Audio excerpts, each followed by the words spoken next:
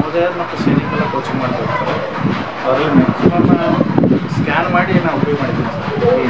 Scan ಮಾಡಿಬಿಟ್ಟು maximum ಆ ಬುಕ್ನಾಗ ಏನಿರ್ತದಲ್ಲ ಅದನ್ನೆಲ್ಲ ಯೂಸ್ ಮಾಡ್ತೀವಿ ಸರ್.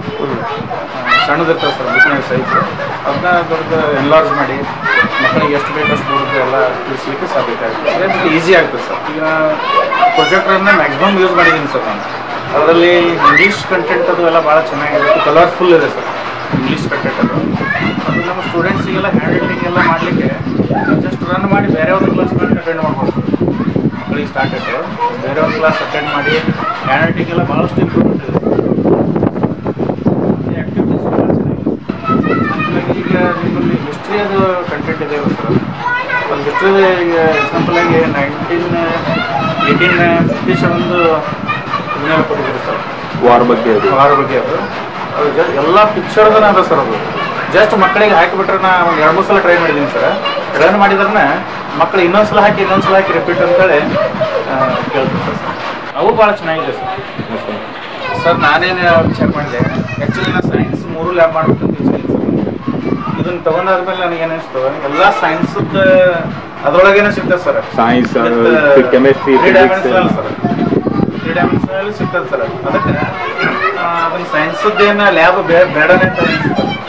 ಅದರೊಳಗನೆ ಎಲ್ಲ ಸಿಗ್ತದಲ್ಲ ಸರ್. ಅದಕ್ಕೆ ಲ್ಯಾಬನೇ ಬೇಡ ಅಂತೇಳಿ ಲ್ಯಾಬನೇ ಮಾಡಿಲ್ಲ ಸರ್ ನಾವೇನು ಸರ್. ಈಗ ನಾವು ಎಲ್ಲ ಟೀಚರ್ಸ್ನು ಟ್ರೈನಿಂಗ್ ನೀವು ಕೊಟ್ಟಿದ್ದೀರಿ ಸರ್, ಮತ್ತು ನಾವು ಕೊಟ್ಟಿದ್ದೀವಿ ಸರ್. ಈಗ ಮ್ಯಾಕ್ಸಿಮಮ್ ಆಗಿ ಎಲ್ಲ ಟೀಚರ್ಸ್ನು ಯೂಸ್ ಮಾಡ್ತಾ ಇದ್ದಾರೆ. ಸೊ ನಮಗೆ ಟೀಚರ್ ಮೊನ್ನೆ ವರ್ಕ್ ಆಗಿದ್ದಾರೆ, ಇವರು ಸಹಿತ ಎಲ್ಲ ಯೂಸ್ ಮಾಡ್ತಾ ಇದ್ದಾರೆ.